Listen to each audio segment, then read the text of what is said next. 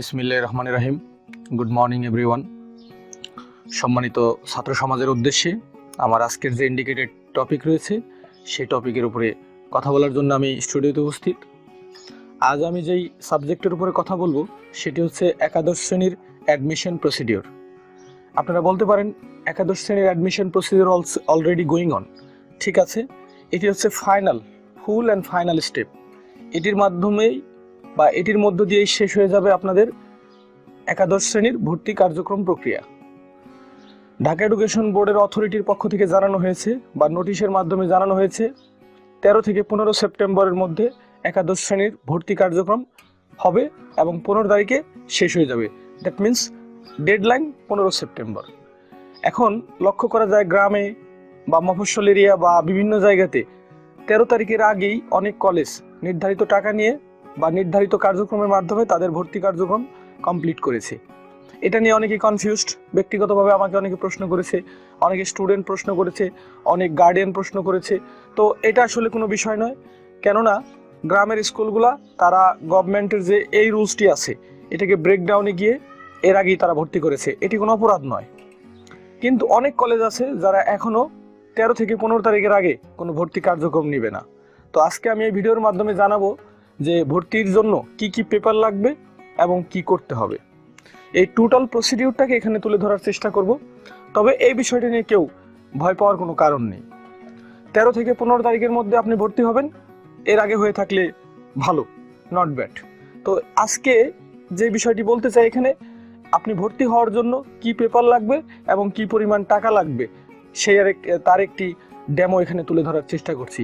এখানে যদি আমরা ভর্তি হতে চাই ইন্টারমিডিয়েটে, তাহলে আমাদের এখানে লাগতেছে হচ্ছে বলা আছে একাদশ শ্রেণীর ভর্তির জন্য প্রয়োজনীয় কাগজ সমূহ। প্রথমেই দেখেন, লক্ষ্য করলেই দেখতে পাবেন এখানে লেখা আছে অনলাইনে কনফার্মের প্রিন্ট কপি। আপনি কোনো একটি কলেজে চান্স পাওয়ার পরে 200 টাকা দিয়ে কনফার্ম করেছিলেন, আর এই কনফার্মের জন্য আপনাকে একটি স্লিপ দেওয়া হয়েছে, বা আপনি স্ক্রিনশট দিয়ে রাখতে পারেন বা ডাউনলোড করে রাখতে পারেন বা যে কোনোভাবে আপনি মোবাইলে একটি ছবি তুলে রাখতে পারেন। এটার যে একটি কনফার্ম স্লিপ আছে 200 টাকা দিয়ে কনফার্ম করেছেন, তার একটি ফটোকপি লাগবে। নেক্সট কি লাগবে দেখি, নাম্বার 2, এসএসসির মূল মার্কশিট। আপনি এসএসসি পরীক্ষা দিয়ে যে পাশ করলেন তার একটি মূল মার্কশিট আপনার স্কুল থেকে আপনাকে প্রোভাইড করবে এবং আপনি এটিকে কনভিন্স করবেন। অনেকে আমার কাছে জানতে চেয়েছে যে আমি অনলাইন থেকে ডাউনলোড করে নিলে হবে না? হবে, কিন্তু কলেজ অথরিটি আপনার কাছে মূল মার্কশিটটা চাইবে। আপনি স্কুলে যাবেন, সেখান থেকে এটি সংগ্রহ করবেন, পরে আপনি এটা আপনার সাথে নেবেন। আর একটি লক্ষণীয় বিষয় হচ্ছে আপনি মূল মার্কশিটও সাথে নেবেন, তার সাথে এর ফটোকপি নেবেন 2 থেকে 3 কপি, বা কোনো কোনো কলেজ 4 কপিও বলেছে। এরপরে যে বিষয়টি নাম্বার 3-এ আছে সেটি হচ্ছে এসএসসির মূল প্রশংসাপত্র বা টেস্টিমোনিয়াল। স্কুল থেকে আপনাকে একটি প্রশংসাপত্র বা টেস্টিমোনিয়াল দেওয়া হয়েছে। আপনি যে স্কুল থেকে পাশ করেছেন তার ক্যারেক্টার সার্টিফিকেট আপনাকে দেওয়া হয়েছে, আপনি ছাত্র কেমন ছিলেন, আপনার বিহেভিয়ার কেমন ছিল, সব কিছু মিলে এই প্রশংসাপত্রের মূল কপি আপনার সাথে নেবেন, অরিজিনাল কপি, এবং তার সাথে একটি ফটোকপি নেবেন। এই হলো পেপার। এরপরে আরও একটি অপশন আছে, এসএসসির রেজিস্ট্রেশন কার্ডের ফটোকপি। আপনি যে এসএসসি পরীক্ষা দিয়েছেন তার একটি অ্যাডমিট কার্ড রয়েছে, রেজিস্ট্রেশন কার্ড রয়েছে, আপনি এটার একটি ফটোকপি নিয়ে যেতে পারেন সাথে, একটি বা দুটি ফটোকপি সাথে নিয়ে যাবেন। আরও একটি বিষয় আছে, সেটি হচ্ছে পাসপোর্ট সাইজ ফটো।